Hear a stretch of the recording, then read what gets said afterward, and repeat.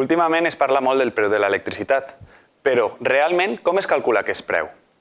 Bueno, l'electricitat és una forma d'energia que gastem per a infinitat de coses. Per exemple, encendre la llum, ficar una rentadora o ficar el rentaplats. Però com ve aquesta energia? Normalment i històricament aquesta energia provenia de grans centrals, com les nuclears, les centrals hidràuliques o les centrals de carbó i de gas, i passava per una xarxa de transport, després per una xarxa de distribució fins a arribar als consumidors finals, que podien ser o industrials o comercials o les nostres cases. Però quina és la diferència entre l'electricitat i altres béns com per exemple el blat? El blat el podem produir, però també el podem emmagatzemar per a gastar-lo quan ens faça falta. En canvi, això no ocorreix amb l'electricitat. Quin és aquest problema? Que l'electricitat històricament ha sigut molt cara d'emmagatzemar en bateries. Per això, aquesta paraula és tan important i és equilibri. Amb l'electricitat, la problemàtica versa en què la producció sempre ha de ser igual a la demanda. Tenim com una balança que sempre té que estar equilibrada. Històricament, els estats controlaven l'electricitat i, per tant, s'encarregaven de gestionar la producció d'electricitat i que ens arribara a les nostres cases. A canvi, la ciutadania pagava un cert preu per l'electricitat que consumia. Però als anys 90 la Unió Europea va decidir que aquests mercats devien de ser liberalitzats i, per tant, va establir una sèrie de mecanismes competitius per a la compra i venda de l'electricitat. I aquí van començar molts dels problemes respectius al preu que tenim actualment. Però quin és el problema de tractar l'electricitat com un mercat? Tenim problemes com la pobresa energètica. La pobresa energètica és la incapacitat de certes persones per a poder pagar una energia bàsica i mínima que realment requereixen per a les seues vides. I tot això quan passa? Comença a passar moltes vegades a l'hivern, quan amb onades de fred el que ocorre és que es disparen els preus de la llum. Però quins són aquests preus de la llum? Com es calculen aquests preus de la llum? Això que veieu ací és una factura comú que podria tenir qualsevol vivenda del nostre país. El que té és uns components que són uns costos fixos, que són com els costos de pagar la xarxa elèctrica, que estarà ahí sí o sí, o uns costos proporcionals com els impostos. Per tant, quan parlem del preu de la llum, només estem parlant d'una proporció entre el 25 i el 30% de la factura total. Però, aleshores, com es calcula aquest preu de la llum?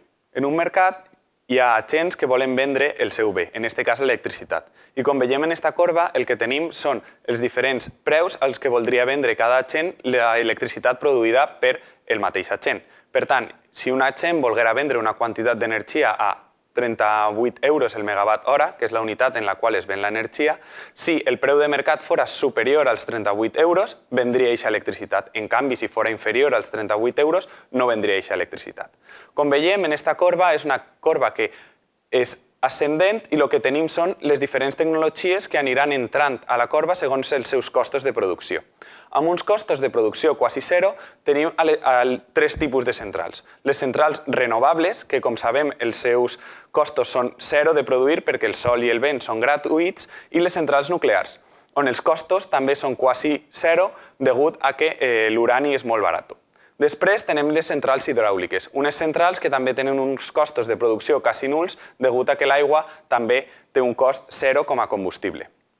Després tindríem a les centrals que normalment marquen el preu de l'electricitat, que són les centrals de gas i les centrals de carbó. Centrals que els seus costos depenen de lo que costa el combustible amb el que van a produir aquesta electricitat.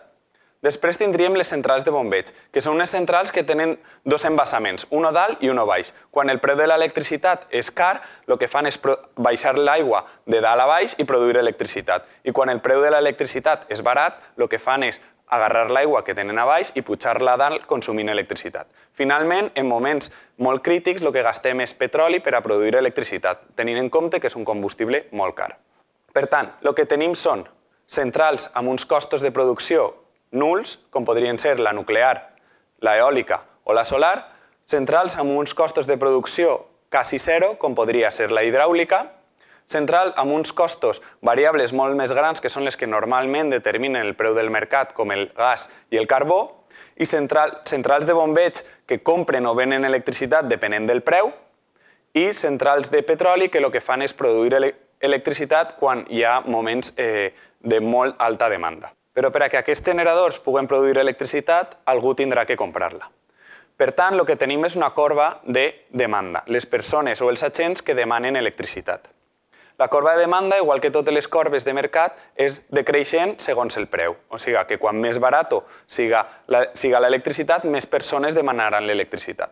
Dintre de la corba de demanda tenim dos tipus de consumidors. Uns consumidors que no són flexibles, que van a consumir l'electricitat sí o sí, i uns altres consumidors que són flexibles, que consumiran més o menys depenent del preu.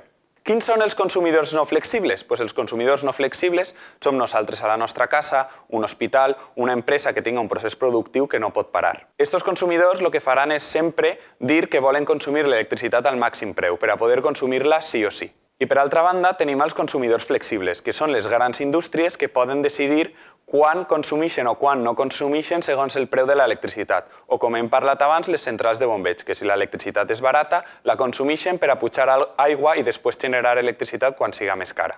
Per tant, tenim una corba d'oferta, que oferta electricitat, i una corba de demanda, que demanda electricitat. Quan superposem aquestes dues corbes, el que obtenim és una intersecció que és el punt d'equilibri. En aquest punt d'equilibri obtenim un preu, que en aquest cas que he portat així és de 36,19 euros el megawatt hora, i una quantitat d'equilibri, que són 34.261 megawatts hora. Això què vol dir? Que en aquest mercat, en aquest moment, l'electricitat, tota l'electricitat es va a vendre a 36,19 euros el megawatt hora i anem a acabar consumint 34.261 megawatts hora. Com expliquem aquesta corba? Tots els agents que estan a l'esquerra del punt consumiran o vendran electricitat. En canvi, tots els agents que estiguen a la dreta del punt ni consumiran ni generaran electricitat. En cas dels generadors, no generaran perquè volien generar a un preu més car de lo que es va pagar al mercat, i en el cas dels consumidors, volien consumir a un preu més barat del que es va pagar en el mercat. Però recordeu-se, tot té que estar en equilibri, i com bé sabeu, no consumim la mateixa electricitat a les 4 del matí que a les 12 del migdia. Per tant, el que fem és tenim un mercat per a cada hora del dia. Les dues corbes que us he presentat ocorreixen per a cada hora del dia.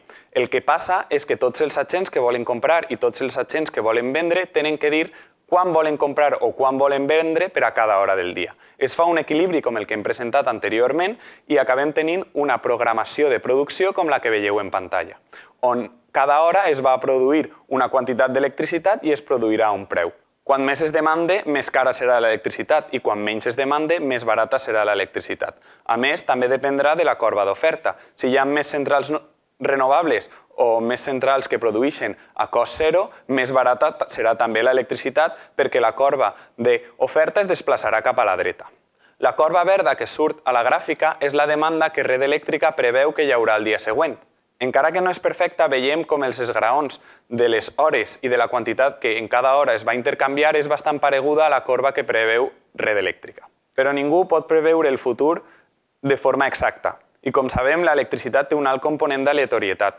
Jo no sé quan vaig a encendre la llum esta nit, si l'encendré a les 8:30 quan arribi a casa o a les 9 menys quart quan arribi. Per tant, el que veiem després en aquesta línia groga és el consum real que ha passat en un dia. Com veiem i com parlàvem, el consum d'electricitat té un component d'aleatorietat i mentre que la corba verda ens explicava molt bé la tendència que anava a haver, hi havia petites desviacions. De que hi hagi un equilibri i que sempre el sistema funcioni bé i ens pugui arribar l'electricitat a casa s'encarrega Red Eléctrica, que és altre dels costos que pagàvem al principi en la factura i hem parlat que eren fixos, no variables com els que hem estat analitzant.